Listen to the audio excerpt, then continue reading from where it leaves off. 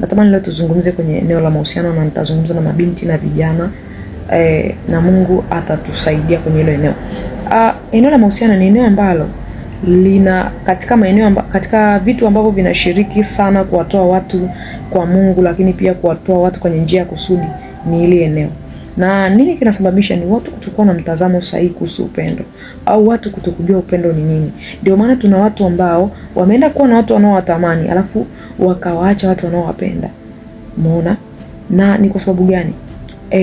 Mtu mwenye tamaa anaweza kufanya kitu chochote kile na ikaonekana tamaa ndio upendo. Alafu mtu mwenye upendo hawezi kuigiza, lazima aishi uhalisia.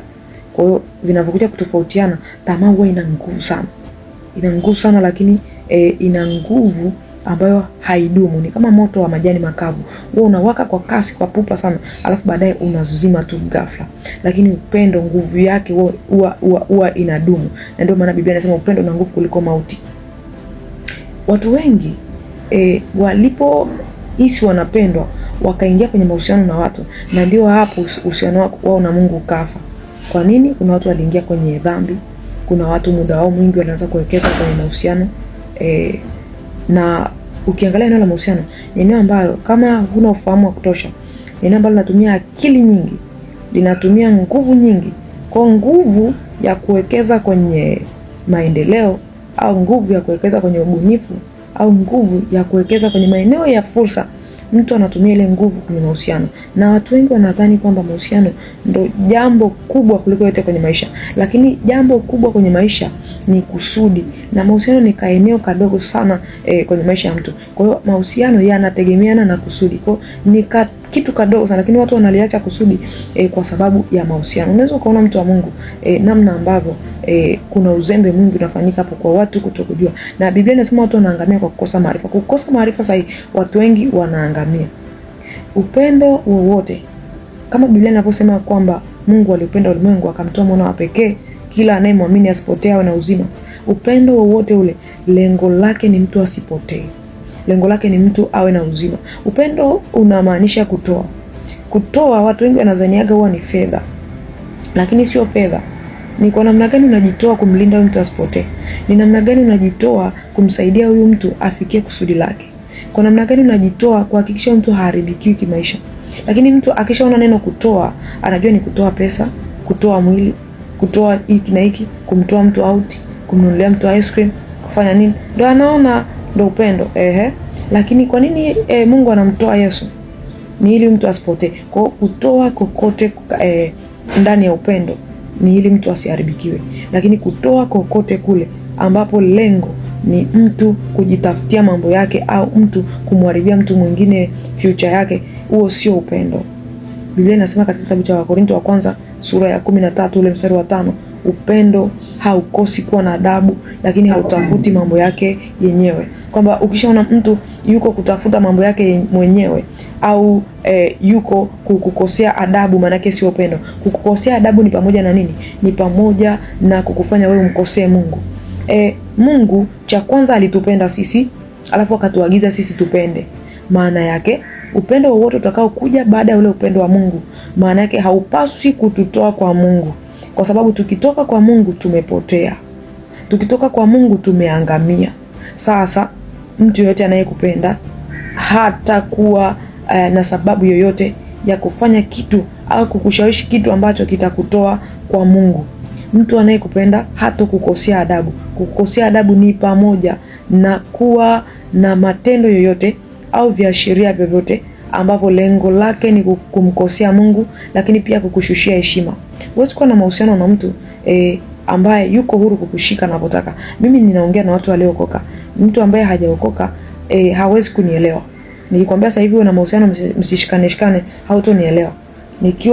Nikikwambia sasa hivi una mahusiano msikutane kimwili, utanishangaa. Sasa tunahusiana ili iweje? Kwa sababu nyinyi mnachojua mahusiano ni ili mfanye ngono, au mahusiano ni ili mstarehe. Lakini mimi naongea na wale watu ambao mahusiano ni safari ya kuelekea ndoa takatifu. Mtu yeyote ambaye ana nia na wewe ya kuwa na mahusiano ambayo yanaelekea ndoa ya kimungu ambayo ni takatifu, hawezi kukukosea adabu, hawezi kukushikashika hovyo, hawezi kukutumia message chafu wala picha chafu, wala hawezi kukushawishi kufanya vitu ambavyo ni nje ya mpango wa Mungu. Yeyote anayekupenda kweli, yeyote anayekuthamini, anayetamani kuona unafika mbali, atakulinda. Na kukulinda huku ni vipi? Ni kuwa mstari wa mbele, kuhakikisha unaendelea mbele, kuhakikisha hawi sababu ya wewe kukwama, hawi sababu ya wewe kukosa amani, hawi sababu ya wewe kukosana na Mungu. Sababu ukikosana na Mungu ambaye ndio mwenye kusudi ulilolibeba, maana yake umeharibu kusudi. Watu wengi wamejiua kwa sababu ya mahusiano. Watu wengi wamegeuka wazinzi, wamegeuka watu wabaya, wamegeuka walevi kwa sababu ya mahusiano. Lakini sio mpango wa Mungu. Mpango wa Mungu ni mtu yeyote ambaye anakuja kwenye maisha yako ni kwa sababu ameiona thamani. Na mtu ambaye ameiona thamani ya kwako ataitunza. Mtu wa Mungu, jua kabisa kwamba tamaa ndio huwa inatafuta mambo yake yenyewe. Lakini tamaa ndio mtu mwenye tamaa hana adabu. Anaweza kufanya chochote kwa sababu anatafuta kukidhi matamanio yake. Inawezekana pia sio matamanio ya kimwili. Inawezekana mtu mwingine amekuja na interest zake, mwingine anataka pesa, mwingine anataka fursa, mwingine anataka chochote kile. Kwamba yuko busy kujitafutia mambo yake mwenyewe katika hicho kitu ambacho kinaitwa ni upendo. Huo sio upendo.